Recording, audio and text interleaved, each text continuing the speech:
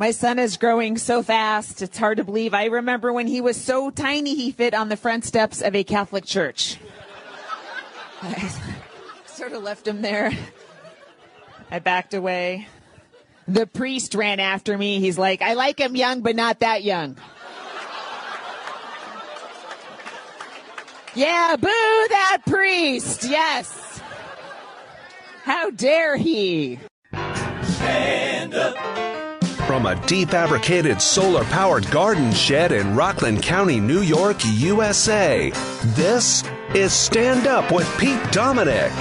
On today's episode, how to make it through your next children's Easter play without first getting massively high. And now, the podcast host who doesn't worry about such things because he's a big fan of resurrection, Pete Dominic! Yes, you know me so well. Huge fan of Resurrection, everybody. That's comedian Laurie Kilmartin there at the top. Thought we'd start today with a laugh. We need to laugh. Pete Co. with some more laughs. Thank you very much, my friend. And it does actually remind me of, I once went to see, the girls were part of the Nutcracker production at our local theater dance studio. It was a serious production. Great work. The Coupe Dance Studio in Nanuet, New York. Great stuff. And they were in it for years. And so I'd seen many performances of this same performance, this same play. And one time I went and I took 2 gummies, cannabis gummies before the performance. And I just remember as the urchins were standing outside the house begging for scraps, I was losing my mind. I was like, oh God, stay focused. Don't panic. Everything's fine. It's just the Nutcracker. And then I remember that happening every year. I'm making myself laugh. All right. Shout out to my friend Kara in Michigan. Okay, folks, we do have a great depressing show for you. My conversations with both Maura, Quint, and Eric Segall are pretty sobering. Of course, we talked about the horrible violence in our country and how everybody is feeling real heavy. And so I thought I would start with some levity there, some jokes. I should do, of course, more of that. I always think that. My friend Mark Nolte out in Iowa texted me earlier and said, the world is too heavy right now. And I said, yeah, so heavy. And then he said, just have to press on and try to find joy. Thank you for being a light in my world. And you and mine, Mark, and all of you and mine as well. Our friend Rosalind put this up on Facebook. She wrote, I needed a break from the horrible world we live in, so I spent the last 2 hours listening to 80s music, everything from rap to rock. It was really the best music of my life. I danced around the room and sang out loud. Hashtag find your peace. Rosalind, good idea. Find your peace. Find your peace, find your joy, and get back to it, whatever it is. And you know what it is? It's Thursday. Speaking of joy, that means we will hang out tonight. We will rejuvenate. We will rely on each other. We'll refresh and even resurrect Pete Co., maybe. And specific joy, yesterday, for me, it was going to Julia's 3rd lacrosse game of the year, and just more entertainment ensued. First of all, she drove to the cage aggressively again, thinking she was going to dunk another goal in there, and she got clocked. She got the wind knocked out of her, and I was worried for a second there. I'd never seen Julia get hit in a sport, and I knew that was going to come, and there it was, and she was down for a second, and they stopped the game, and she got back up and wanted to stay in the game, and she was fine. It only took all but a minute. And after the game, I said, geez, I wanted to run out there on the field. I don't know how parents don't do that. She goes, that would have been horrifying. I would have ran away from you. Obviously, I never would have done that. Not in that case, at least. And I said, what happened? And she said, Dad, honestly, I got the wind knocked out of me and it hurt. But when it happened, this weird noise came out of my body. Like I had this weird grunt. And so while the wind was knocked out of me, I was laughing at myself for that noise coming out of me, which I just thought was so Julia and so funny. Like she appreciates so much humor and so many things. And then later on during the game, this is unbelievable. She's on the offensive side of the field. You don't need to know anything about sports or lacrosse to get this. And so the ball's on the other side of the field. And so they're just it's downtime. She's there with another girl defending her on the field. And apparently the girl says to Julia, she looks at her and she says, "You're really pretty." What? What? I said, "What'd you say, Jewel?" She's like, "I said you were too." And I just am flabbergasted by that because I played lacrosse, boys, men's, whatever.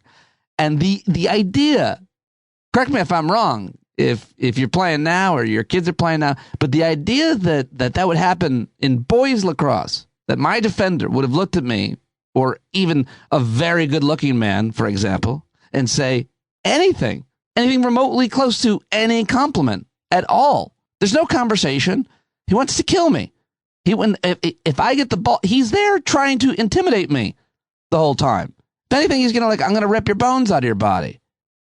I mean, if there's any conversation, it might be, "Hey, do you know so-and-so? Do you know a girl? Do you know a guy?" Whatever. But, I mean, can you imagine? You're just standing there with your defender and your dude, and he just says, "Hey, man, you're really good looking." I mean, no, you couldn't. So I thought that was hilarious as well to share and wonderful.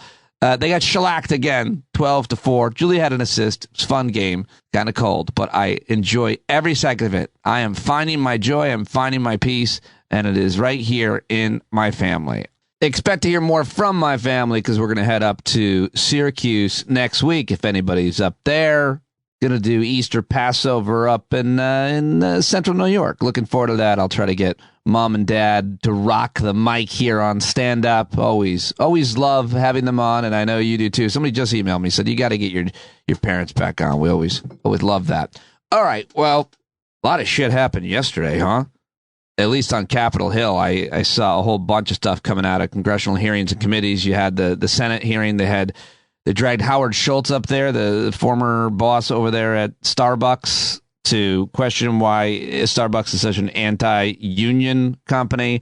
And I highly recommend that you read some reporting on that. I read a whole article about it from Slate to see how all the Democrats really took him to task and Republicans kissed his ass. I guess that's what we expected. But you probably heard some of that. And I don't know if you heard this or not, but I thought this is worth sharing with you. First, this is New York Democrat Rep. Jamal Bowman, who's a former principal of school, and he took to the cameras yesterday and ripped Republicans in front of a gaggle of reporters. The impassioned outburst came after lawmakers left votes on the House floor and days after a gunman killed 3 students and 3 adults at a Nashville elementary school this week. Here that is, and then you'll hear a Republican congressman come up and confront him. This is Thomas Massey, who's a just terrible Republican from Kentucky. He walked in and interrupted him, and they got after it, and it was real good. They won't do anything to save the lives of our children at all. Cowards, pressure them, force them to respond to the question, why the hell won't you do anything to save America's children? And let them explain that all the way up until election day of 2024. Let them explain it all the way up to election day of 2024. They're freaking cowards. They're gutless. They're not here. I'm talking about gun violence. You know, there's never been I'm talking about gun violence. a school that allows teachers to carry. Carry guns? You think more guns lead to more death? More guns lead to more death. Look at the data. You're not looking at any data. You're carrying the water for the gun lobby. Look at the data. More guns lead to more deaths. Good states that have open carry laws have more death. In every school States that have open carry laws have more death. Are you listening to what I'm saying? Calm down. Children are dying. 9-year-old children. Because the solution is not arming teachers. Have you ever worked in a school? Have you ever worked in a school? Have you ever worked in a school? And it got worse from there, but I love Jamal Bowman, and that got a lot of coverage. You probably already heard that, I'm guessing. A lot of people like Democrats going after it, getting after it like this. It's not pretty. It's not how you wish it would be, but It's where we're at right now, and I think it's effective. What do you think? How about this? This is Congressman Jared Moskowitz. He is a congressman from Florida that represents the district. This is his first term. He's just started there, but he's doing really good work, and this is where the Parkland School was, and here he is yesterday.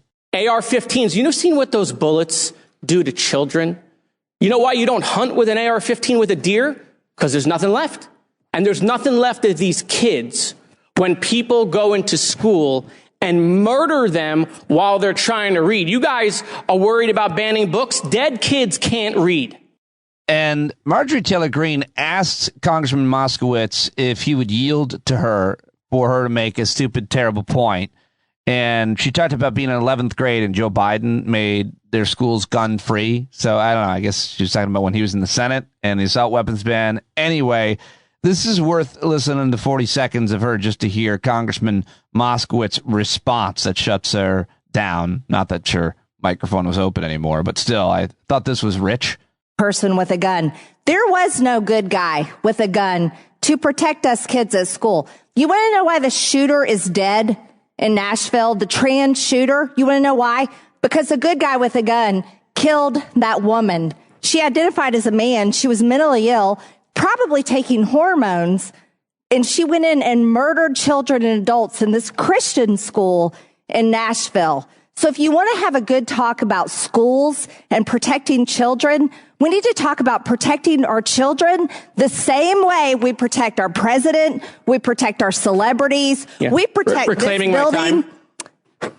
Okay, I'll yield. Thank you, Mr. Chairman. You know, there are 6 people that are dead in that school, including 3 children, because you guys got rid of the assault weapons ban. Because you guys made it easy for people who don't deserve to have weapons, who are mentally incapable of having weapons of war. Somehow I cut that off. Anyway, Jared Moskowitz yesterday. One more thing I want to play for you, and we'll get to my guests on today's show. And this is the brilliant Emma Vigeland. She is the co-host of The Majority Report. And Sam Seder actually scheduled to join me tomorrow, but Sam Seder is the host of The Majority Report. Emma Vigeland is a very smart co-host, and I was watching yesterday, and I thought she made a really good point. I recorded this. Maybe it's not the best quality audio. I just ripped it while I was watching it on my phone, but I think you can hear it, and I think it matters. About 1:14, and I think she puts it all into context from the point of view of the shooter being a trans woman. You know, there's a lot of right-wing focus right now on the pathology of the shooter, and I know Benny Johnson, Candace Owens already running with the narrative, of course, you know, trans. If you're trans, you're mentally unwell. If those right-wingers want to play the numbers game about who are mass shooters in this country, we can play that game. But we don't need to, because the reality is that what the left is consistent on is that we need to target the sale and manufacturing of these weapons and not allow them to be so widely spread. That's the consistent point here. But like, they've been priming this narrative about mental health with shootings for a while. They were spreading the conspiracy theory about the Uvalde shooter being trans, which wasn't true. They ran with the Colorado Springs shooter saying, I'm non-binary, which was clearly some sort of like 8chan troll job, or a way to get around hate crime charges. Regardless, this is like, we're in for a huge swell of being trans makes you dangerous and makes you mentally unwell in the right-wing discourse. I just want people to be prepared for it, because they've been greasing the runway, and here we are. Yeah. I like that she said, I want people to prepare for it, and they've been greasing the runway, because that's kind of what I wanted to say. She said it perfectly, so wanted to share that with you. It's a great show, Majority Report. I'll get Sam Seder in here, hopefully tomorrow. I'm scheduled to tape with him and have him on tomorrow's episode of Stand Up, and that is all the audio I've got for you here. And in terms of other news, what can I tell you? Senate voted to repeal the Iraq war authorization, which is a very big story that I'm going to dig into and learn more about.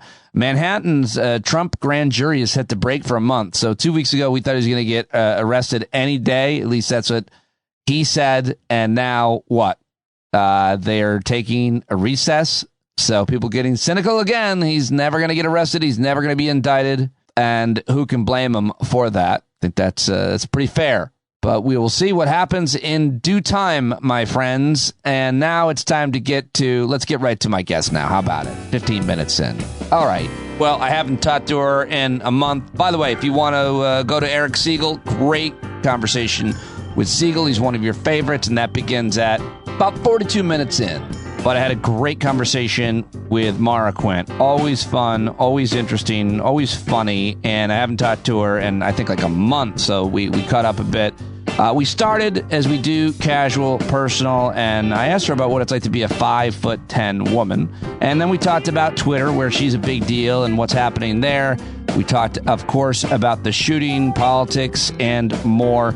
Maura Quint is a writer. She's an activist. She's at Americans for Tax Freedom now, where she runs their campaigns. Very well connected, very well respected in political media world, and I love talking to her as always. She's on Twitter at Behind Your Back. You can follow her on TikTok as well. She's making very funny videos over there, and I was real excited to get her back on. Let's do it right now with Maura Quint. And recording with Maura Quint for the first time in like over a month. It's been too long. It's been almost entirely my fault. You were traveling for a minute, but welcome back. I'm glad. People thought there was trouble. Well, there's always trouble here in River City. You live constantly. I did not know that you lived in River City. I thought you lived somewhere in Pennsylvania. My favorite thing to do now is just dropping references that you don't get, so that eventually somebody else can be like, no, I knew what you were talking about. That's your favorite thing to do? That's my new favorite thing to do, and I haven't gotten to do it for a whole month. It's been really upsetting. Yeah. We should just do, every show. I mean, I guess it is usually these conversations filled with things I don't know about music and culture and other things. The smarty pantses like you. It's okay. Elitists That's like right. you. Yes, this is definitely an elite reference. You're so Everyone elitist. who knows it feels a little bit embarrassed that they know it. But anyway, go on. I do feel you're very elitist, I just got to say. Well, sure. Of course I am. Yeah. That's just my own sense of moral superiority over the rest of the world. But if I like you, you get to be morally superior as well. That's how that works. It's really nice. It's Is there a ceremony? Mindset. How many more shows do I have to do with you before I get invited? Well, you can be in and out, and you'll never know. It's all happening sort of here within my head, which is, of course, the center of the universe. And then it doesn't actually affect you in any way that you are aware of. But I'm the looking. vibes can be off, and you won't know why. That's all. That's the power I have. That got super deep right at the end. Very real. And anyway, I was just looking for a way to profit from this relationship more than I already have. But apparently I'm not going to find that kind of confidence. And me both.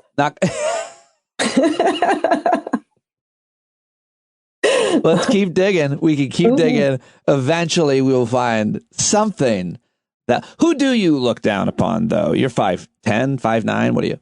I am 5'10". Yeah. I don't look down upon people shorter than me, though. You don't? No, just morally shorter than me. Do you ever look at someone who's shorter and feel bad that they can't do some of the things you can do? Or do you feel envious that they're more comfortable in an airplane seat or something? Oh, it's super complicated because I am a woman and we are supposed to be small. So there's a lot of like internalized sense of like, oh, I'm not little and petite and pocket sized and all that stuff I'm supposed to be. And at the same time, I like very much being tall. So, I actually had this whole conversation with my son the other day because he was talking about how he's, the doctor told him once that he was projected to be 6'2". And I was kind of like, hey, you don't know. You never know. Don't, pin everything to these ideas of what you think you're going to wind up being. And he got really upset by the idea that he might not be. And we had to talk about like, hey, there's benefits to all sorts of heights and drawbacks. There's good things about being tall, good things about being shorter. There's bad things about both, If there was ever an opportunity to bring me in, you missed it. You could have easily been like, listen, let's call my friend Pete. Not a big guy. And you'll definitely be big. I want you to hear about the possibilities of having hair and not having hair. Haven't you always wanted people to come up and like touch your head and think they're going to get a wish? Like that's an exciting thing about being bald. Exactly. And that has happened very many times, usually from people I don't even know. And it's really, I certainly welcome that. It's like a pregnant lady's belly. It's exactly the same thing. The cashiers in stores are like, hey, little buddy, you looking for your lamp? How'd you get out? They think I'm a genie. That's right. Yes. Yeah. So it's interesting. I mean, you must. I think we've never actually talked about your life as a tall woman. I feel like we might not have. And so let me ask just at least one more question, if we can, which is: were both your parents tall, and did you get to a height and an age where you thought, well, this is enough, I don't want to be taller because that could lead to tall lady issues or something? Or did you never really think about it as it was happening?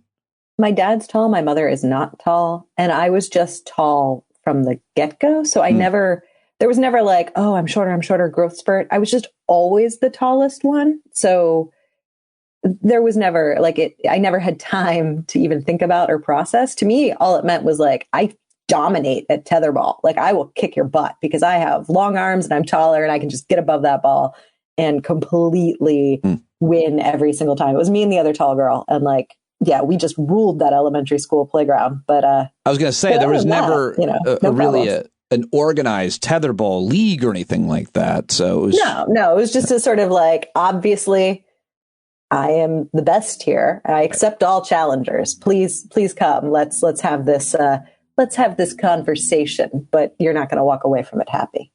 Anything else about adolescence with height? No, actually, I never really minded being tall. For whatever reason, that was never like a troubling thing to me. I mean, I think later in life, when like even like late high school or college or things, I was aware that like men could be uncomfortable if I wore heels. Like that could be, but it didn't make me uncomfortable. I was just sort of aware of the effect that I might have on the space and the people around me. But it's never bothered me. I've always kind of enjoyed it, I think, actually, for the most part. Is there any way to generalize about how men react and relate to you personally, professionally, in the office? Like, I'm thinking like there's this short guy who's an asshole and he's always condescending up at you. No, I haven't really seen that too much. I've definitely had a couple of men who were talking to me while I was seated and then clearly uncomfortable once I stood up. Like clearly, like they thought they were hitting on me, and then they felt diminished, and some have said that and some have not. Really? They did? Yeah. That's tough. That's weird. There was one dude who came at me because I was wearing heels. It was at like a formal event, and he was shorter than I was, and he got real mad. He was just like, "You just must hate men." It's like, well, I kind of hate you right now. Does that count? Yeah. But otherwise, no. What about, last question is, and I know the answer to this because you have mentioned this, I'm sure, publicly. You don't have a thing about dating men who are shorter than you. In fact, you've even been in serious relationships with men who are shorter than you. That's not a thing for you. You dated very small. You dated a man that you used to carry around in your hand for a little while, and you brought him places in your hand. Well, I just liked that he couldn't fight me on where we were going because I just put him in my bag and then take him on my way, and that would work out really well. No, Joe, that's not really a thing for me. I've never had any sort of like criteria of a person has to look any certain way. I just have to like them. But, then eventually sometimes I realize, oh, wow, I was even wrong about that because I've certainly dated complete assholes and had nothing to do with their height. Right. It just turned out to be assholes. All right. Well, that concludes that portion of our conversation. I'm glad, though, that we got the answers that we needed on that. And I want to ask you about Twitter because you're big on Twitter, and that's where I discovered you. We were on a panel, and then I saw you on Twitter. I was like, oh my gosh, she's hilarious and brilliant. So you've done very well there. You're now TikToking, and I want to talk about that too. But what's going on with the Twitter? What is your overall feeling as a user? Are you posting more or less? And what is your feeling on having to pay to maintain your verified status, the blue check that you and I and other elitists have gotten? Sure. Yeah, definitely elitist. I'm posting a lot less on Twitter, although I do still go on occasionally. The idea of paying for it is just, no, I just simply, there's no need for it, right? Like I pay for things that I gain some benefit from or that I respect. There are things that I, like there's a public radio station here that I really love and want to see continuing on, I give them a monthly donation. Now, I could get that for free. I'm not added anything with my monthly donation, but I really think that the people involved in it are fantastic, and I want to support that. This is the exact opposite of that. I think the people involved in it are terrible, and I would like to see them suffer. So yeah, no reason in my world to give money. For me personally, professionally, the best thing about Twitter is it's a constant advertisement. It's the only place I advertise and promote the show. So every time I get a big deal person like yourself on, and then you go and tweet that you are on, that's an advertisement, a promotion for my show. I don't know if, and I worry that I'm going to be limited now because they won't put your tweets out in the algorithm or whatever, the timeline. And it makes me almost think, well, I can justify paying for it as an advertisement, but now everybody will know that I paid for it, and you'll look bad, which I agree with, because you shouldn't, because I agree with you. You shouldn't pay for it, but I got to pay for advertising. I don't know what to do. I know, it's a really tricky spot. I mean, look, so for the 10 years that I've been on Twitter, I have just gained followers all the time, sometimes in big bursts, sometimes in just steady, like trickles of a couple a day. But it's always been a very constant thing. Since Elon Musk has taken over, I lose at least 50 followers every single day, and I continue to. Like, they're just, it's just bleeding out, which is fine. I don't. Oh man, it's been fascinating though. But like, it doesn't really affect me. But I just see that kind of going down the drain. And for me, it was very similar. Like, Twitter was the ability to me to be a creative person. That was like where I could put something out in the world, where I could make those connections, which was big too. Just meeting other people that were doing like things and that I wanted to collaborate with stuff on. So there was a tremendous amount of value for me at one point. And I think at this point, in my world, I'm sort of just accepting that Twitter is not going to hold that value for me anymore. So I understand why. I mean, we've even had this internally, and I've had this conversation with some of the organizations that I work with. Twitter also served as a large organizing community. Yes. You could reach out and say like, hey, here's something that's going on. We want people who care about these issues to come out to support in these various ways. And it had a tremendous amount of, it was very valuable in those worlds. And now it's losing that value. And I've had conversations with activist organizations who are like, do we need to pay so that we can still be seen? I think because what we're doing matters. And I think that's a fair debate to have, because on my end, I find those organizers and organizations and get them on and promote their work. That's how I find them. I have this thought in my head, and I don't know that I have time to necessarily organize it, but I think because there is so much of this, I know that a lot of people have tried to sort of organize Twitter, like tried to get like-minded people together.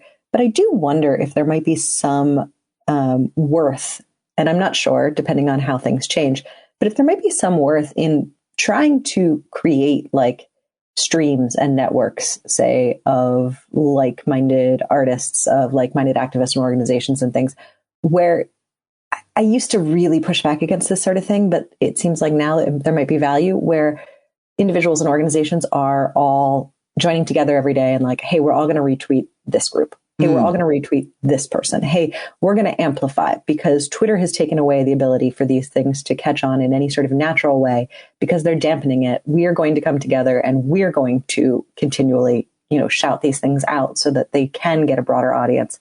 I don't know in terms of like what the actual experience will be, if that's something that could be helpful, but it is something I've been sort of playing around with in my head, because I think a lot of people are really conflicted. They do not want to. It's not even that they don't want to spend $8 on something. It's that they don't want to be contributing to Elon Musk in any way. Right. Not in that sort of like direct into his pocket. No, I understand that a lot, but geez, everything I buy, I'm contributing to a bunch of terrible people. Oh, yeah, absolutely. No. I mean, there's no clean, there's no ethical consumption under capitalism, right? Like that's the refrain. My seeds, I buy seeds and I plant my own sunflowers and lettuces. Whose water are you using? Are you diverting water from communities that could better? I catch it, and I'm going to go toe to toe with you. I catch it in a rain bucket. I believe you actually do. Yeah. You probably go out and instead of wearing a hat, just have like a giant curved leaf on your head. Yeah, I do. Sort of like so why don't you shut your face? That's exactly what I do. Shut your face. That's how I picture you. That's exactly how I picture you. You make a lot of good points, and I like your ideas about trying to organize. That's an interesting idea. We should, maybe someone will hear that and want to flesh it out, or maybe you can, because, there's got to be a way to hijack the tool or use another one to be able to continue what was so great about Twitter. Yeah, I mean, thus far, it really has been a loss. It looks like it's going to continue to be a loss. There might be some way to organize or harness it. I'm not going to certainly write anyone off who has that genuine, like they are truly benefiting from some sort of amplification and they feel like they do need to purchase it. I am, however, going to write off individuals who don't seem to have any reason, but just, I just think I should die, why wouldn't I? That kind of, Elon Musk is great. He's a genius. I don't care if he steps on my balls. He's the best. I assume that's what they're saying and sound like.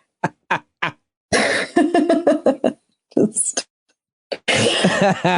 don't care if he steps on my balls and punches my wife and child in the face. Mm-hmm. Well, speaking of which, that could be a good segue into, does anybody care if kids are slaughtered in cold blood in the most violent fashion in America? We didn't care about old people dying, COVID. No. We're very much don't care about people that we don't know. And I saw somebody this morning wrote somewhere, we need to have an Emmett Till moment. Basically, and you've heard this a long time, that we need to see the photos of children's bodies violently torn apart by bullets so that maybe then people will wake up. And I don't agree with that. I think they'll look at that and nothing will change, because this is kind of who we are in terms of not caring. So I wonder what your thoughts are about that or anything else around the shooting, because the other issue now, of course, is that this was a woman identified as a trans woman. And now they're saying, well, we can get to all that. What are your thoughts around this latest horrific nightmare, every parent's nightmare, kids dying in their school?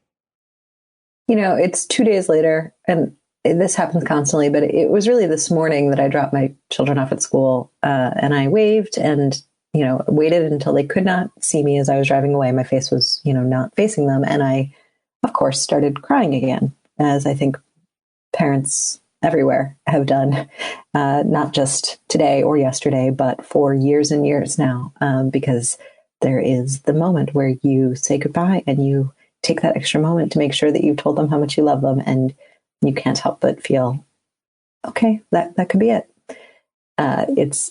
It's an absolutely horrific way that we have decided to allow our society to exist.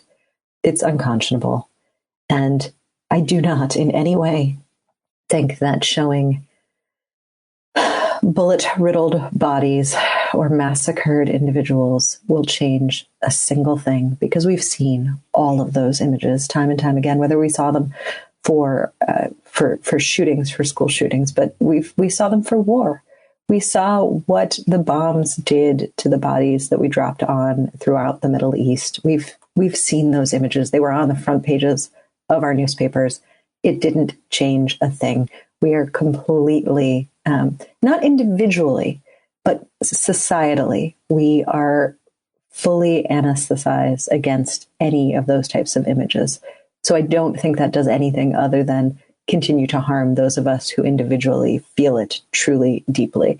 The problems that we have in our country are so systemic and so big. And I do not even think they start with guns, although I do think guns are clearly the problem. If I could just snap my fingers and boom, there's no more guns in this country, I would do it in a heartbeat, no questions asked. Absolutely none. But I don't think that we are going to be able to wage a really effective campaign that eliminates guns without starting in so many other places first. And one of the places is the media landscape. Because when you have the vast amounts of a population that are, we used to say like Fox News was terrible. Fox News now is more of the like, moderate right rather than even like the full blown. There's so many media empires now that exist to the right of Fox News that people are watching. I mean, I go into a restaurant here, and I'll see OAN, I'll see these other more right wing just playing. Just absolutely. And then Daily Wire and Steven Crowder and those types of individuals have as many views or viewers or subscribers as those networks. So, absolutely. And they're further. Yeah, go ahead. Sorry. No, you're absolutely right. But the point being, and we have it in all areas too. You have these masses of people who are watching things like Joe Rogan, and it just gets like, these are just pure pipelines into all of these mindsets. And these people are being told every single day, they're being fed a diet of fear. That is what they are consuming every single day, terror and fear. And you cannot start from a place of telling people who believe in their hearts that everyone is coming for them and that they are the only moral good standing against a wall of evil that surrounds them in every possible, area of their society. Hey, let's have like common sense gun reform. Like it doesn't even compute in any way because they're completely brainwashed in this space. And I've seen it more and more in real life in ways that are really frightening. And I just don't think that we can even engage on policy in a way that's going to actually move the needle. I'm not saying we shouldn't. We should still try. I'm not, in no way am I saying like, give it up, it's not going to happen. No, I'm absolutely not saying that. We absolutely should still keep pressing on all of these fronts all of the time. It is incredibly necessary. But I think that fundamentally we need some real big shifts to our country to actually start to change any of this. And the media is just such a massive one. And there are so many possible ways to like begin to fix it. But unfortunately, they're not happening yet. And that's a very frightening thing to me. So, so, I mean, I don't mean to be like hopeless or, or say that nothing is going to change, but I do think we have to recognize it's not just an individual policy decision. It is so much deeper and so much greater and broader. And again, that's not a reason not to push on these issues or not to get involved. It's all the more reason to get involved and to push on these issues, but just recognize that, we have to do it all. We have to do it all the time, all at once, which, hey, no problem. No big deal. We can all do that, right? Just do everything all the time. I'm sure that's feasible. Part of what you said, your friend Amy Westervelt shared yesterday on Twitter. She wrote, sometimes you just need a good cry about the state of the world so you can get back to fighting for better. And I'll tell you that's another reason I love Twitter. That one tweet was a real pivot for my day yesterday. I was like, that's right. And she deals with the issue of climate. So all day, every day is really disastrous for her. And you're friends with her. I just thought that was really thoughtful.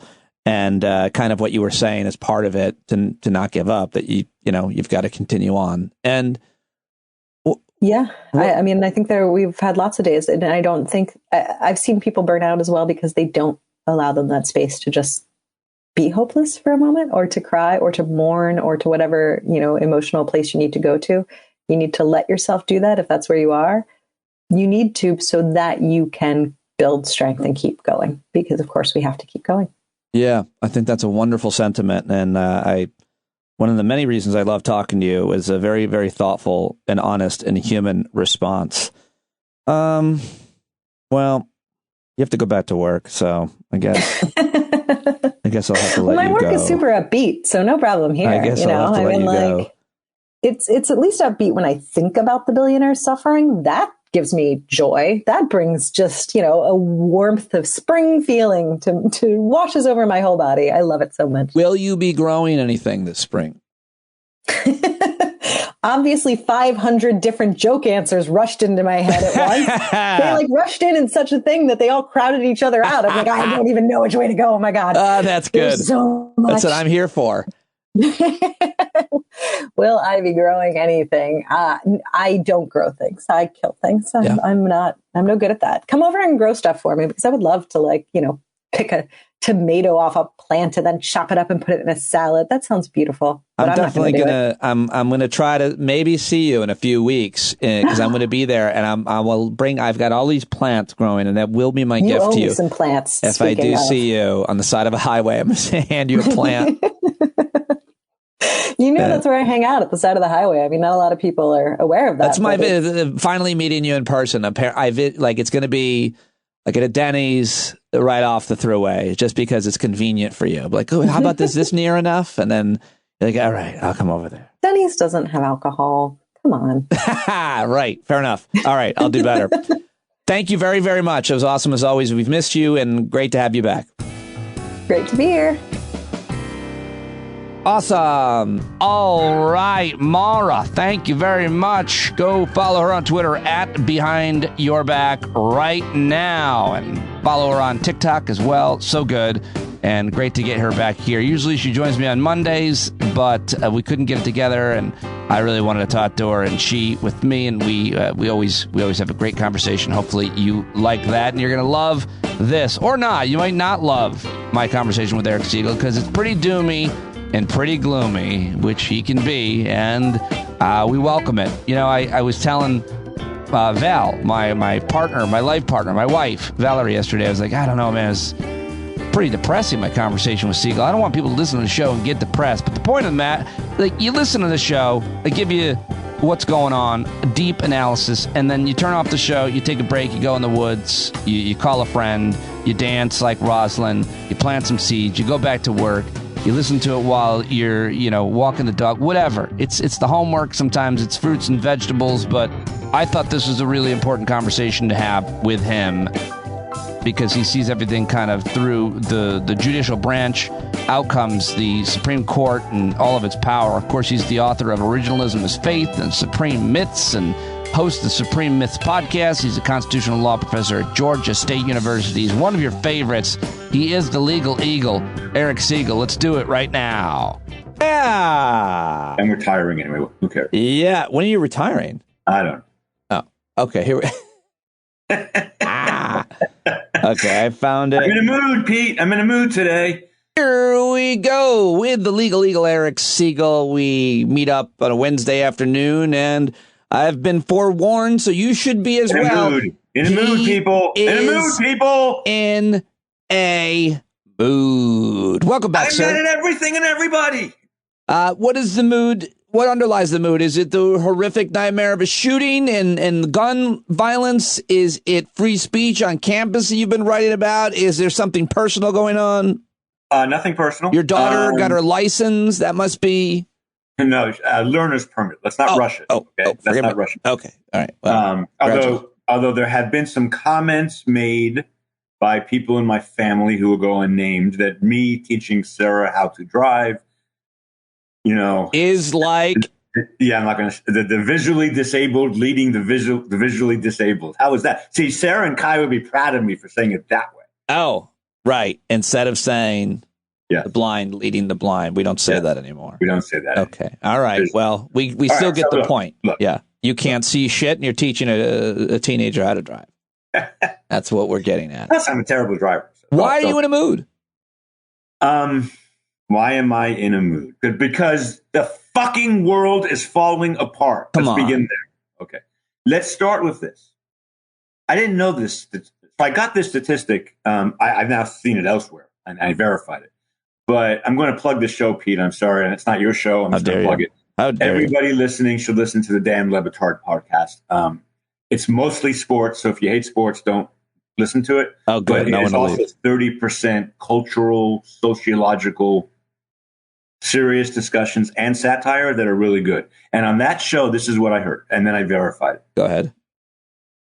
This number is insanity. Since 1999, 348,000 children have been directly affected by school shootings. In other words, take all the kids in all the schools where there have been shootings, and that number. And people think, so a kid gets shot, and of course the family's grieving and the community's grieving, and they don't realize all the kids in that school are directly affected by this in the worst of ways. I wonder if they count. I wonder if they count in those statistics. Wait, I'm not sure I said it clearly. 348,000 children. Go ahead. I almost thought it was small when I first heard it. But I wonder if they count if a classmate of yours took their life using a gun. Because that happened at my high school. And I was pretty affected, obviously, by that. And I didn't even know the kid. Certainly didn't happen at home. It wasn't in the school. But I wonder how that's tracked. Either way, it is a made in America, only in America statistic. And it's reflective, Pete, of so many other things. And that's why I'm in a mood. Yeah. All right. So that's all. I saw some, I didn't look at it all, but I saw some debate between Marjorie Taylor Fuckface and some other representative about, who's going to say kids should be killed in school. Like, no one's for that. All right, fine. We all agree nobody is for killing kids in school. But the thing about America is, and I did a thing yesterday at Georgia State, and several people pointed this out, students, I was very impressed. The thing about America is we've always sucked at violence. Like, we're a violent society and always have been. And of course, in ways that are different than other places. Listen, I'm going to say it again. And I understand handguns. I understand that maybe people want their handguns, and I understand why they want handguns at home. And I get all that. Now, to be clear, as a constitutional matter, the Second Amendment doesn't protect handguns in your home unless you're part of an organized militia in any kind of sane world. But we don't need the Second Amendment, Pete, because Americans love their guns.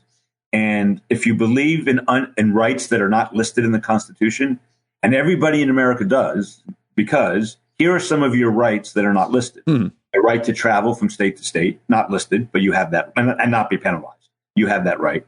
You have the right to refuse unwanted medical treatment if you're a competent adult. You have that right, not in the Constitution. You have the right to raise your children as you see fit, including not letting grandparents see them even when a court orders them to do so, not in the Constitution. And the right to own a gun, if we believe that the court can find non-textual rights, would be one of those rights. That's fine. I'm not going to argue with that. I can't for the life of me understand how any sane person thinks civilians should have AR-15s. I don't get it. Like, I don't understand it. And people say, yeah, but most deaths are done by handguns. Fuck that. Communities are destroyed all the time because of assault weapons. You walk into a school with a handgun, you're going to do some damage, but it's going to be limited. And you probably won't actually walk into a school with a handgun to kill people. But you will walk into a school with an AR-15. Well, this person did have a handgun on them. In addition to two AR-15s, but I'm not sure. Okay, go ahead. I wouldn't even differentiate. I think you get caught up differentiating on the gun. I don't. We're living in a world that. All right, Pete. We send our kids off. You and I still send our kids off to school. Not all my kids. I have one who's not, but we send 4 girls. You and I send 4 children to school every day. Your oldest is about to graduate high school. We still send 4 children to school. And here is the point I want to make. And it is so depressing that I don't know what to do with it. If something horrific happened, something tragic happened at one of our kids' schools, here's the thing. We wouldn't be surprised. No. And that's what kills me. And that's what kills. And they know it, by the way. They're starting to know it, too. I just dropped off Julia. Yeah. And she brought it up. She's like, did you hear about that shooting? And she knows, of course, what I do for a living. So she knows I knew. Yeah. And I go, yeah. And she said, sounds like it was pretty bad.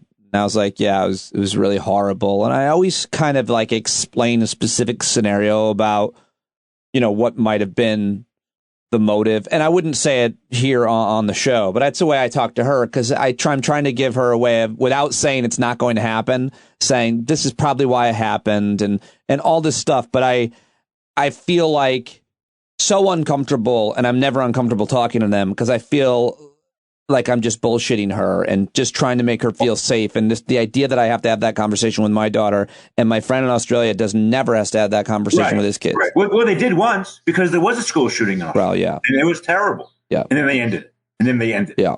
So here's what I'm here to say, and it's going to be partisan, and I'm sorry if you have any Republican listeners. No, I mean, this is just part and parcel of an agenda of our, of one of our 2 major political parties. Pete, can I first do it this way? There are many issues we can reasonably disagree on in life. Let me just give one quick example. Sure.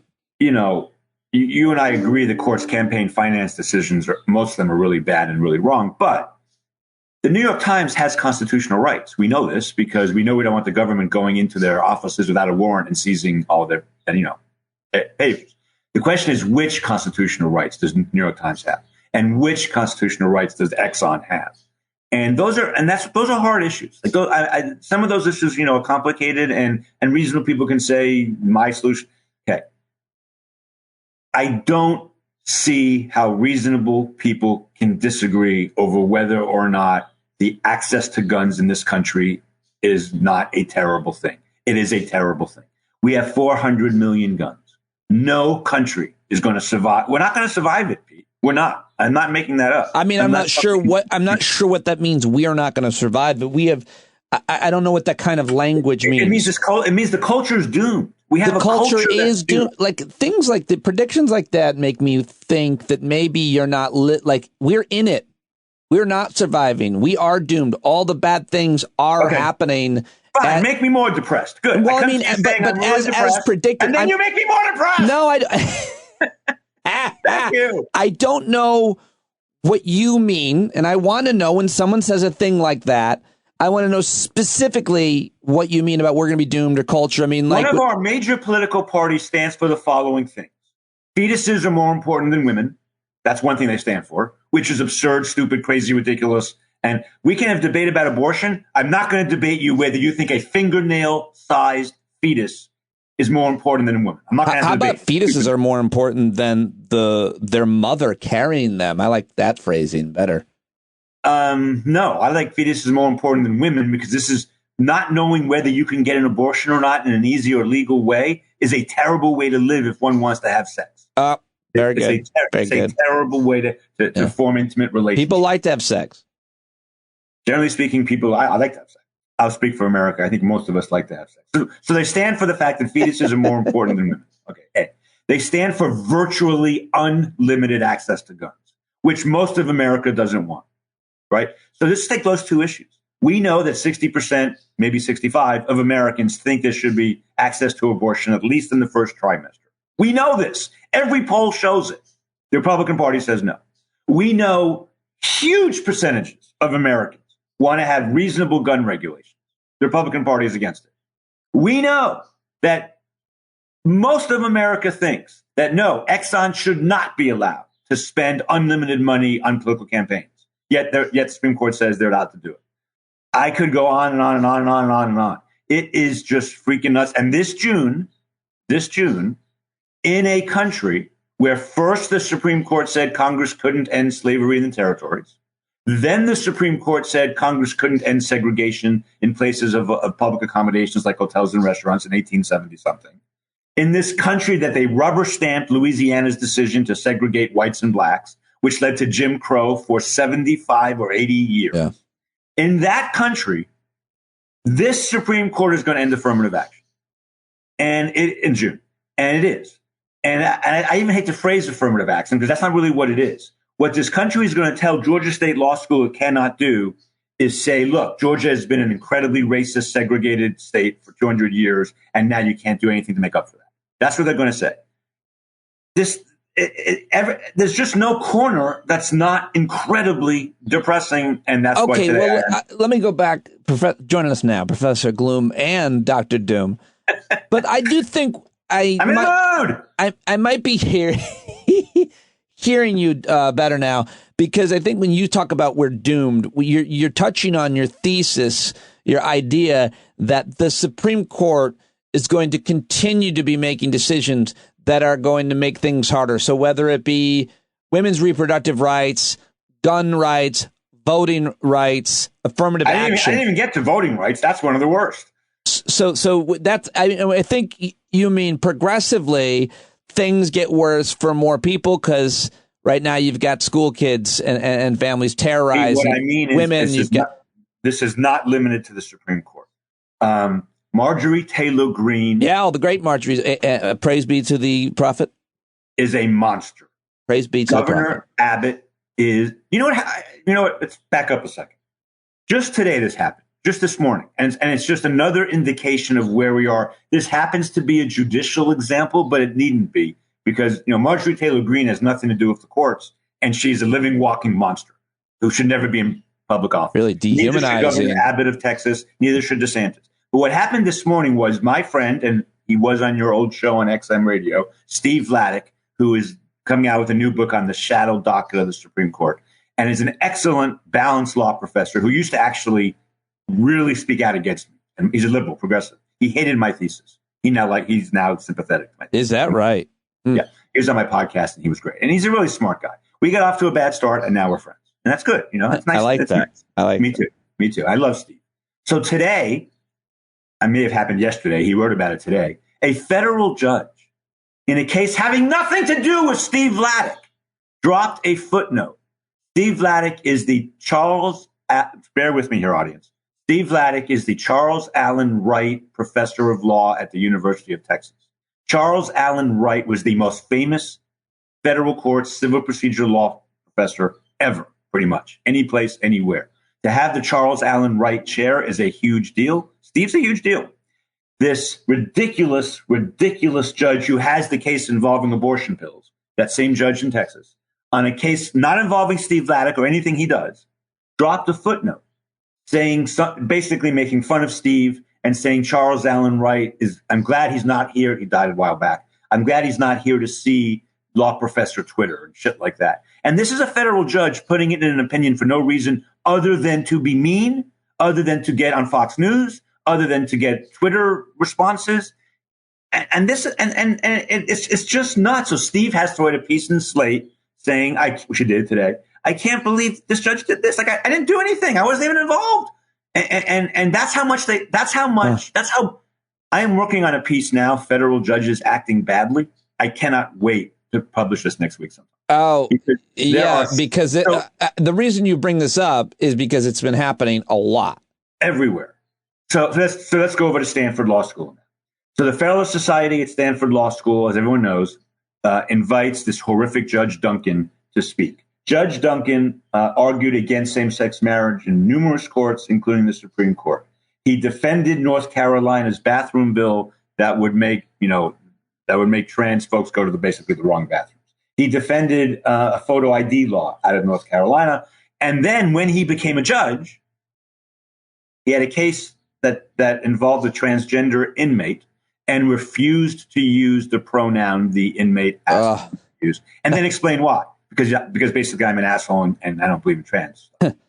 This is happening all the time, everywhere, all over the place. Judge Walker of now the D.C. Court of Appeals, but back when he was a district court judge in Kentucky, which was only in 2017, he wrote a hugely long judicial opinion, of which about 25 pages was praising Jesus Christ. I'm not making that up. We talked about this? We talked about it at the time. His name is Judge Walker. It's one of those, opinions that involve religious liberty. And all he did was talk about Jesus and the law and religion. Yikes. It's just every corner, everywhere. And Biden, Pete, if Biden runs again, I'll vote for him again. He is not what we need right now. He is not going to do it. He is not going to bring us together. He is not going to do anything to do. If we had a strong president today would do what FDR did. Now, I know not every president. Pack the courts. No, because you do need Congress for that.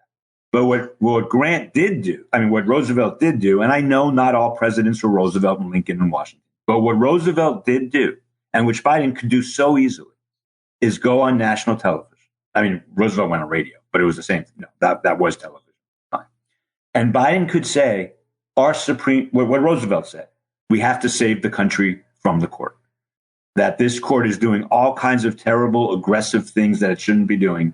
I'm the president of the United States. And then he could cite Alexander Hamilton and say, Alexander Hamilton wrote in Federalist number 78 that if the executive doesn't think the Supreme Court's decisions are legitimate, he doesn't have to follow them. That's Alexander Hamilton.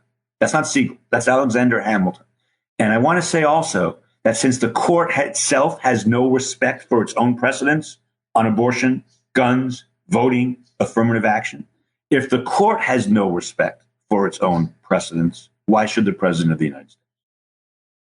Well, your political analysis pivoting towards criticizing Biden, the leader that we have. I'm not criticizing him. I'm saying I wish he was bigger, stronger. The leader, as opposed to the leader that we want. And I don't know what leader would be able to deliver that without setting the country on fire. I'm not saying that they should. It's no longer fire. Now we set the country on OK Corral gunfights. That's what it is. Well, which is, I told you I was depressed. You had me on. I told you I was depressed. I'm depressed. I understand. I think the nation is as a result of another shooting. You know, you got to take time off. You got to look away. You got to find peace, and then you come back to it. So let's go back to Judge Duncan. You can't get away from it. Stanford students were very rude to him, and that I'm not condoning that. They shouldn't have been rude to him, and they should not have basically shouted him down. The way he reacted, but what's getting all the op-eds is how bad the students were. This is a terrible man who shouldn't be a federal judge. He is a bigot, Pete. He's an LGBTQ bigot. He just is. There's no soft soaping that. There's no pretending he's not. He is. So what's more important? Stanford students acting badly, which they did, or a Fifth Circuit Court of Appeals judge one step removed from the Supreme Court of the United States being a complete and total bigot? Which is more important? Which is more important, just to be clear, is not how media outlets decide to publish their articles. They publish what they think is probably, at this point, even increasingly going to get more clicks, because every Can I ask you a question then? media outlet is it your plan to make me more depressed than I already am? Because so far, everything you've said back to me is just making me more depressed. I'm not here to make you or anyone. Listen, I've been saying that I think it's really important for people to, and I increasingly want to do this with the show as I age along with people having so many good mentors, is doing your best to find joy, alleviate suffering, find peace, alleviate stress and anxiety. And I want to work on that. And I want to find ways to do it. So let's talk about that. Hold on. I want to interrupt you. Let's talk about that. Fine. Because an hour ago, I got off. I'm doing a affirmative action panel in 10 days. Your computer keeps making noises, you know. I'm sorry. I can't stop it. It just does that. Unbelievable. That's also depressing, isn't it? You're the only person who can hear it. When that happens, everybody listening to this fucking podcast can hear it. But not when I do others. They just don't say anything. It's not true. They're not going to say anything. It's me and you are like best friends. Of course I'm going to say something. I was on a planning call an hour ago with, it's a weird thing for me to do, but this is a group that basically helps people raise money for universities. And they're worried that this affirmative action thing is going to get in the way. So they wanted me to, and in this planning call, at the very end, they said, this is all very depressing. We all know what the Supreme Court is going to do. It's going to be really bad. We want to end on a high note because we want to, raising money, you have to be kind of optimistic and upbeat. And I said, no, I don't know anything about raising money, and you might be right about that. But I refuse to be on an up note because that's, Pete, finding joy and wonder in life is important when we're on personal time. But right now we're on work time, and there is no joy to be found. Fair enough. No, but right now we're having a conversation about these serious issues, and then people are done with it. They can go and they can go into the woods like I do. Yeah, but everybody always. I went to the Hawks game last night. Had a great time. Really enjoyed myself. Forgot the world for 2.5. Great. See, that's fantastic. Well, that's fine. How did they take it when you said that on the phone call? They must have been. They paused for a second, and I could tell what they were thinking. And again, I don't know how to raise money. That's why in my 40s, here's a look at me, Louie type thing. But in my 40s, I was asked to throw my hat in the ring to be deans at various places. And I said, no, what are you talking about? You'd be the poorest law school in the country because I hate asking for money and I won't do it. So, but I think what they were thinking was, maybe it is time to pivot.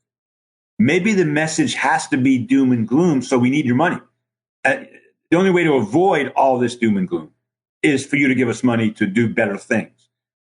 That's what I think they were thinking. Now, I'm not sure what they concluded. Why don't you have a new blog of your own or even podcasts that has doom and gloom in it, if that's what you believe? I thought about it. All right. So to be totally transparent, because your audience is my favorite audience, and because you and I have known each other a long time. We're like family. And because I feel like your audience is like family to me. To be totally transparent, I turned 65 in June. Not looking forward. My dad passed, as everyone knows, a month ago. My best friend's wife died 8 months ago. Another good friend's wife died 7 months ago. And I'm finding it, I love my family and my friends. And I treasure that. And I wake up every morning thankful for my family and my friends.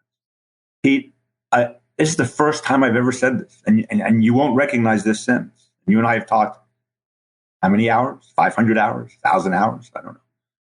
Pete, I think our country's in real trouble.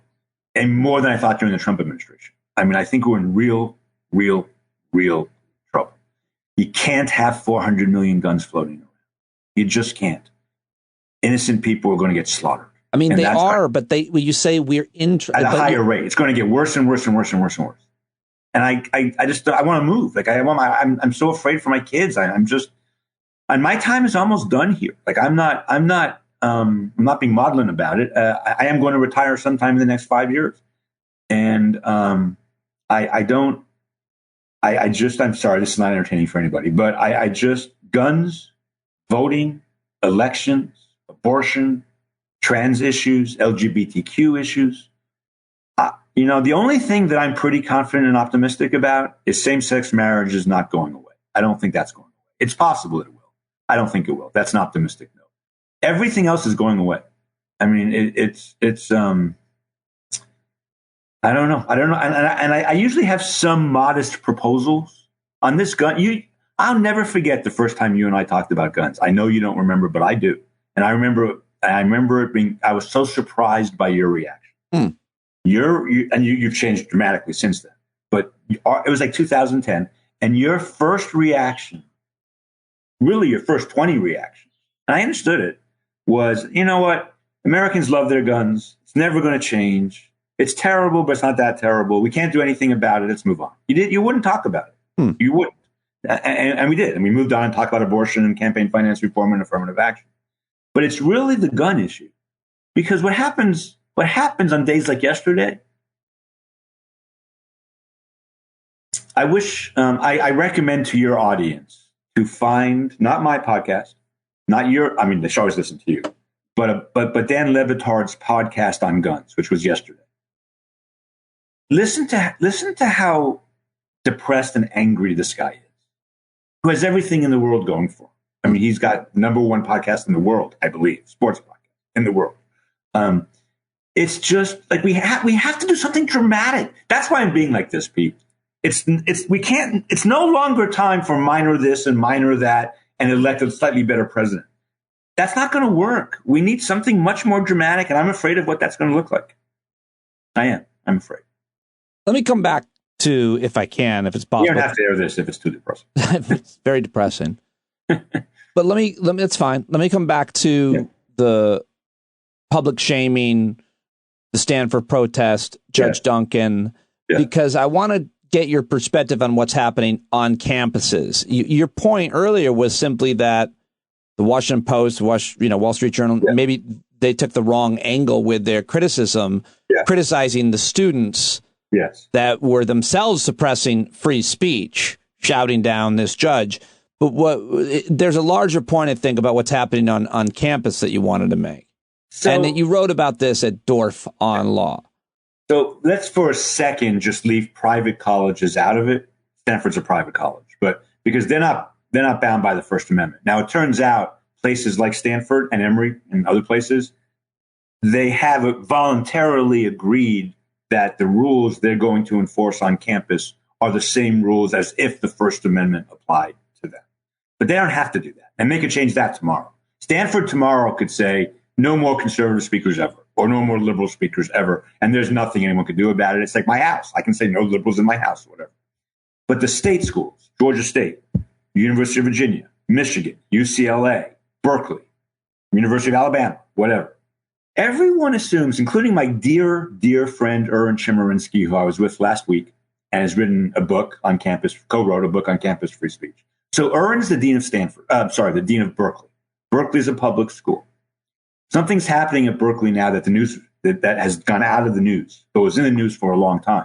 9 student groups at Berkeley said, we will never, ever invite anyone to this campus on any topic if in any part of that person's life they support Israel. They supported who? Israel. I know it sounds crazy. They took this vow that no speakers who support Israel can come to this campus. And I was talking about that with Erwin. He's the dean. And he said he can't do anything about it. It's a state school. And they give money out to different student groups. And the First Amendment prohibits him from putting conditions on those grants according to the views of the people who are being silenced.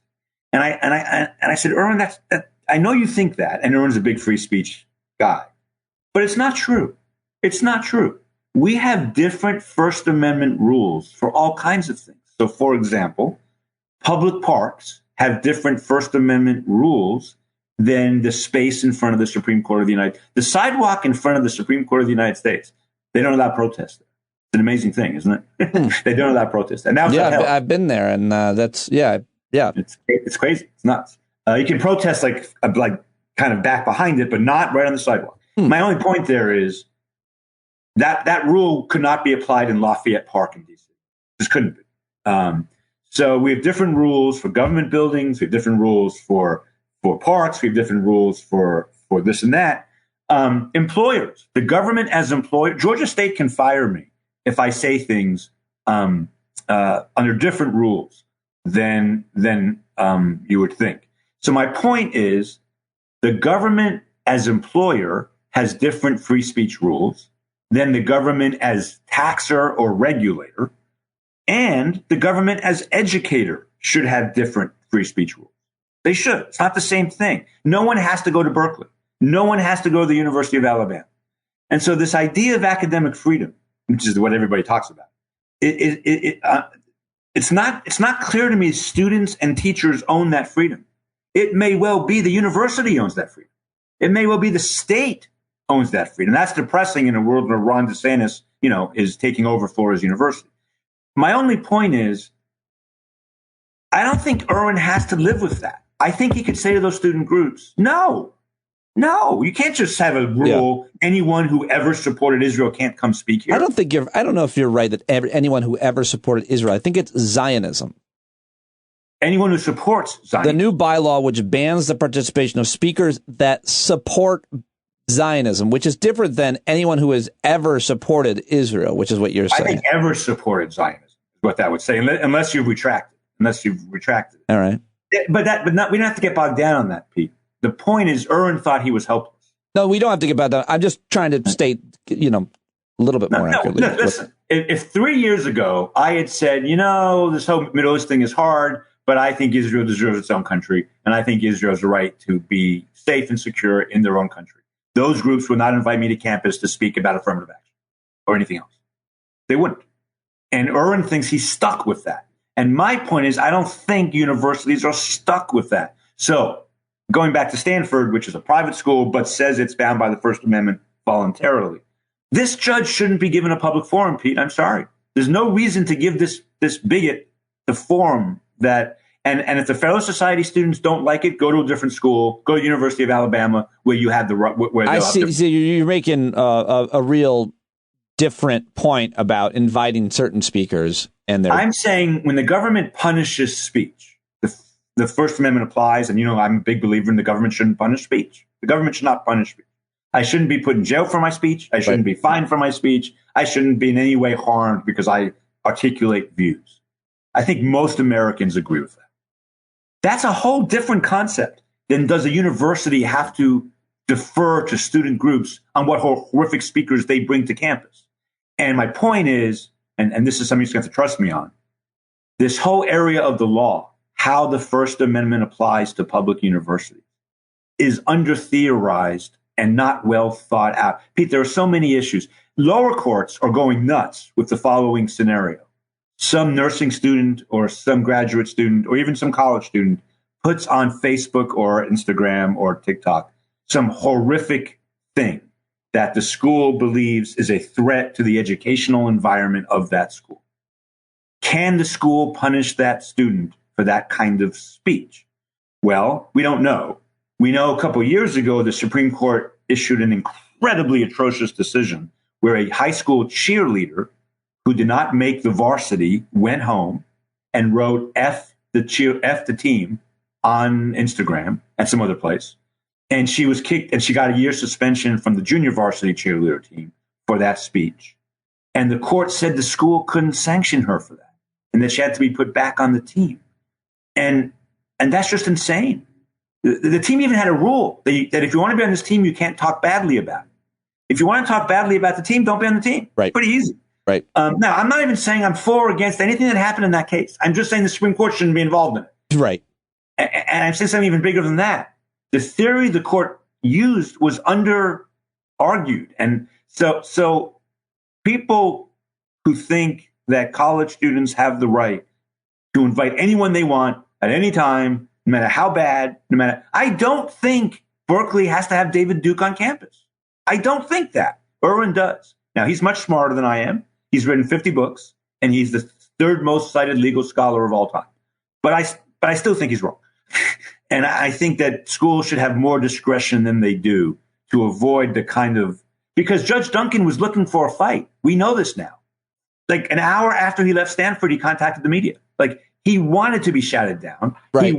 And this is all backed again to the Republican Party. And I'm tired of making apologies for that. The Republican Party is just awful in every way, and it's destroying our country.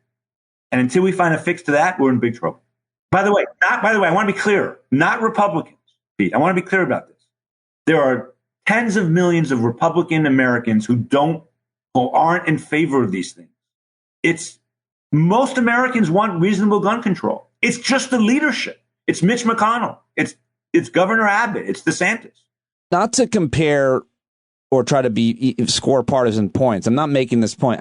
You said earlier the op-eds focusing on the students was probably not as important. Not missing the larger point. Yes. And I always wonder, and I hear about, and there's mostly progressive groups on campuses, if they align at all politically, that want, like you said, what's going on in Berkeley, or shouting down speakers or protesting speakers even being invited. But I think that the worst issue when it comes to speech has to be the removal of books from schools and libraries, right?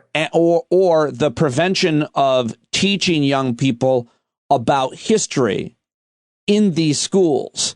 And that seems to be a much bigger, more impactful issue on young people than what happens at at secondary education, with a speaker being invited or not being invited, or being shouted down or not. Like, to me, I feel like the much, much more impactful issue is the one I'm talking about books and preventing teaching history. And I'm not saying we can't talk about both, but they do seem to be in the same arena of speech and censorship and First Amendment and obviously accurate history in this case. You are 100% right. That's all. You're 100% right. And one of the things that got me depressed this morning was thinking getting about. Up? Say again? Was getting up? Yeah, a little bit. No, you love waking up. You wake up and you're like, let's go do this. Come on. Most days. What is this thing with drag? Like, what's going on? Like, why? It's very bad. I mean, no, but before we get into it, this is just my thing. Yeah. Let's just say for 1 minute, you and I do not believe this, but we can do hypotheticals, right? Let's pretend you and I think maybe there is something about drag shows from kids that needs to be thought about. I don't think that. You don't think that. Let's pretend we do. The idea that the Republican Party would focus on this and not kids being killed in schools is too much for my brain. Well, it's just too much for my brain. I like that phrase. It is the fact that in Tennessee, the governor there, and plenty of other legislators at the state and in the House and Senate, banned all that stuff. And then, they've had a lot of violence, gun violence in that even state. DeSantis in Florida worrying about critical race theory and racism. Right. Yeah. No, I mean, they're not the leading killer of kids is guns. And so it's not a cheap political point. It's becoming almost unoriginal, but it needs to be made that if you're worried about kids, right, lives, right, more than, their brains, I don't know, their Even then, I guess, I mean, what, in their lives, somehow it's abusive. Let's say it's even like, it's somehow assaulting of children, sexual assault of in some way it leads to that or something, whatever it is. Or even if they say the most extreme amongst them, they're out there screaming, you want to cut your penis off. Why would you want to do that? All horrible. Let's say, fine.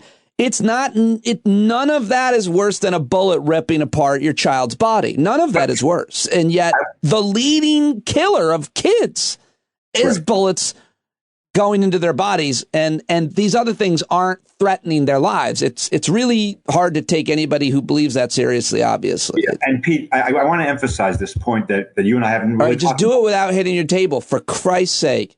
Sorry. That made me laugh. You can emphasize the point without hitting something. Anyone can. No, I can't. You're so good at it. You know what I do in my podcast? When I do my, when it's my podcast. I hope your producer gives you some kind of a beanie baby, producer. A pillow. When I'm doing my podcast, this is funny. A quick moment of levity before we descend into depression yet again. This is true. Because I'm the host of that podcast and I want my guests to feel very comfortable. I sit on my hands literally. Oh. I literally sit on my hands. Oh, good. Literally. Yeah. That's what I'm doing right now. I'm sitting on my hands. Okay. So before we started talking today, I consulted with the guy behind me. Look at him. Who is that? Mr. French depressed guy.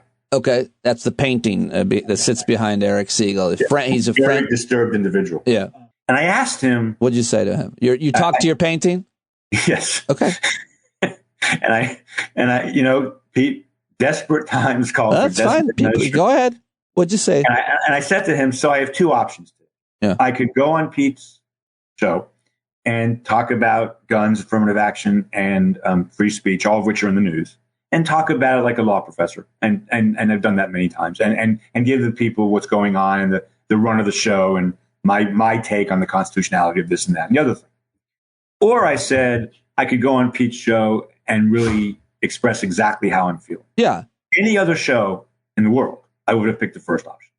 But for your show, I picked the second option. Thank you. Because I really don't want to minimize that. Really, over the last there was even during the night Trump was elected. Okay, that was the worst. The night that Trump beat Hillary was the most depressing day, I think. But other than that night, we are just anyone who doesn't think this country is in a precariously dangerous. Yeah, I think everybody gets that. Well, then the next question becomes. And it's hard. I don't have an answer. Not everybody gets it. The apathetic don't, The next question is, do we love our children and our wives and our spouses and our friends and our neighbors and just try to go about our lives? Or do we think about ways to stop this snowball from running down? I get up every morning thinking about ways to do it. I mean, that's what I do. It drives me. It gives me a sense of purpose.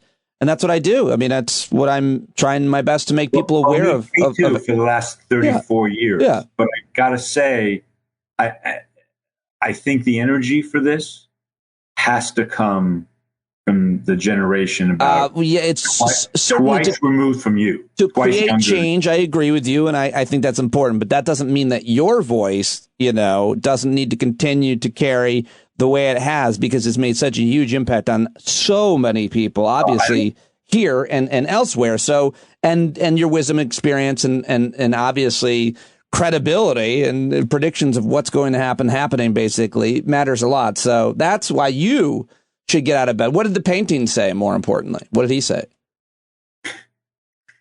He said something you used to say. Oh, and so I thought about it, and then I rejected it. He said, the world has never been better. There's less starvation. Yeah. There's less tyranny. There's actually less tyranny. Yeah. There's less religious persecution. Not to say there isn't a lot of all of those. Right. But there's less of it than ever before. Yes. The only thing that's changed is we know about it more directly first. Yeah, that's what you've been saying this for a long time. And I still believe that. I still believe that. Yeah. And I'm so that's what he said, because he knew I was coming on your show.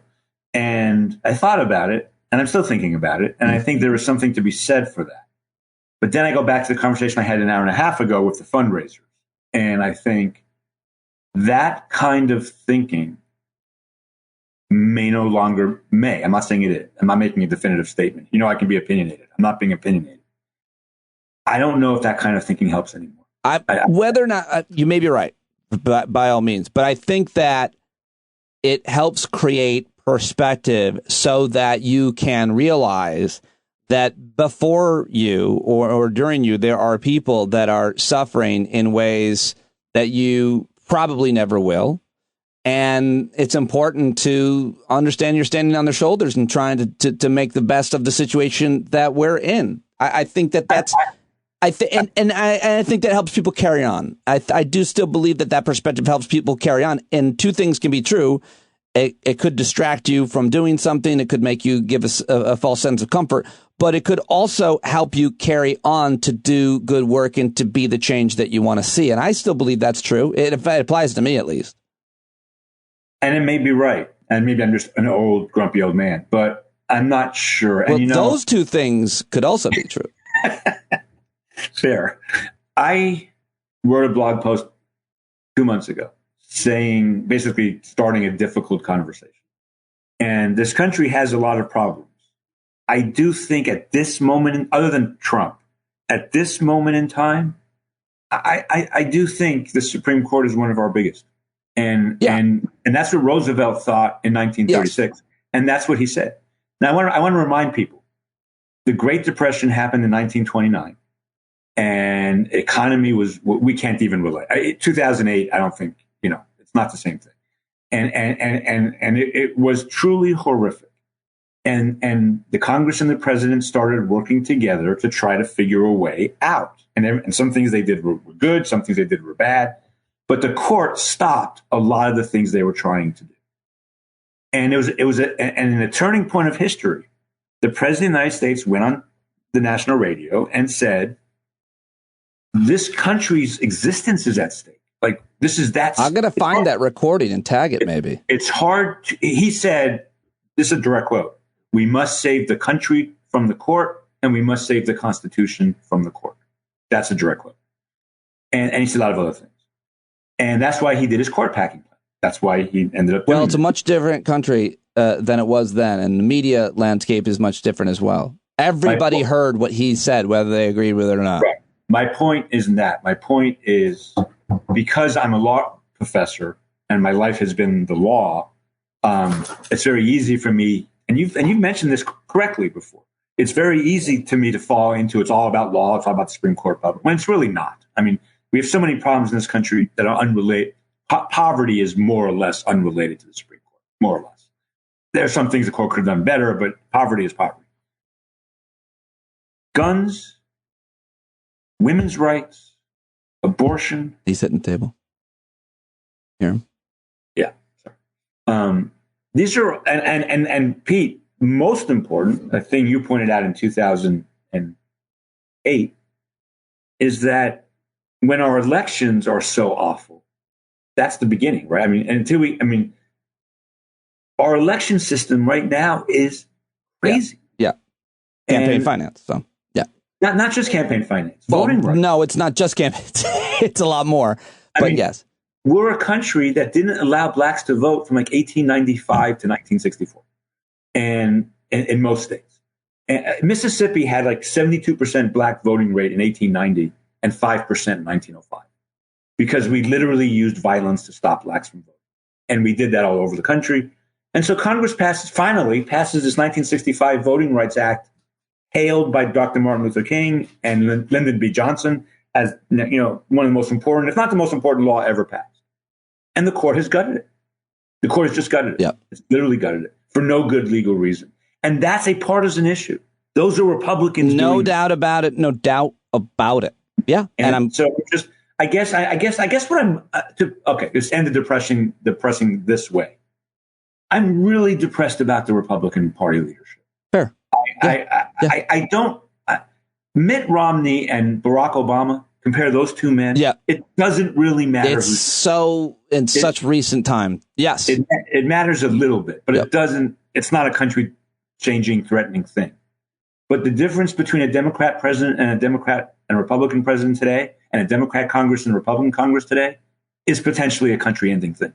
And that's just, I've never experienced that in my lifetime. Yeah. Reagan, the last one was Carter and Reagan. And we know what that, and by the way, years ago, I said on your show that although there's no direct evidence, it is my belief that Ronald Reagan delayed the release of the hostages in 1980 until he was president. Now, I've talked about that several times on the show, and I'm going to be late now for Julia's game, so I'm going to wrap it up and a positive note about how excited I am to go watch her play, and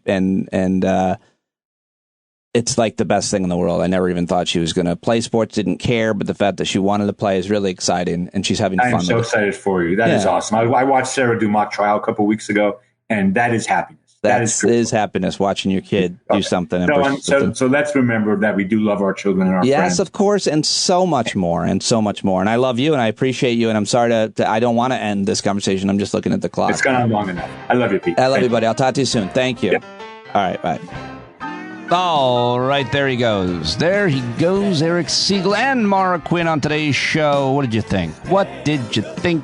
Tomorrow we'll get Sam Cedar on, and we'll see. Hopefully we'll get Christian and Ophira. I haven't heard from them yet, but either one or both. I always love to get them on Fridays as well, but should be a good show. And it's been a great week of shows here on Stand Up. I forgot to mention the Hangout tonight, huh? I hope to see you tonight at the March 30th Hangout. If you're a subscriber, you'll get a link in your email, and you can join us on Zoom tomorrow night. If you're not getting that link, email me. Say, I'm not getting the link, and prove that you're a subscriber. Should be easy. StandUpWithPete@gmail.com. StandUpWithPete@gmail.com is my email, and StandUpWithPete.com to go subscribe, or Patreon.com/Pete Dominic. Hope to see you tonight. Thanks for listening today. John Carroll, take us out. Driving wheels with leaking grease. Boy, you better stand up. Stand up. Well, there's a whole lot more of us who know what's right. They'll keep right on ignoring us if we keep sitting tight. You got to open up the window to let in some light. You got to stand up. That's right. You got to rise up. You got to stand up. You got to stare the devil straight in the eye. We got to let him know it's his turn to go. See it clear when all you hear is a lie. So get up off of your butt, get down off of your fence. Even if it ain't a very friendly audience, well, they'll begin to listen when you start making sense. And you stand up, stand up. No need to point your rifle to defend your town. Just stand up, stand up. You know they can't deny you what you're laying down. Boy, you better stand up, stand up. Show your face of every color, yellow, black, red, and brown. This is the place where every lost child will finally be found. There's only one thing to do before we stand our ground, and that's stand up, stand up. Well, the founding fathers saw the land for all. They had to stand up, they had to stand up. They had a keen imagination for a crystal ball, drawing all the plans of stand up. But all they had to go on was the time they were in, with other causes for laws, and since they weren't even sin, they knew that change was gonna come before the change could begin. They had to stand up. All right, they had to stand up. We got to stand up. We got to look the devil square in the eye. We gotta let him know it's his time to go, and make it clear when all we hear is a lie. Why you lying awake wondering where the money all went? It'll be the cost of freedom that'll go unspent. You can see him flee the scene of that experiment if you stand up.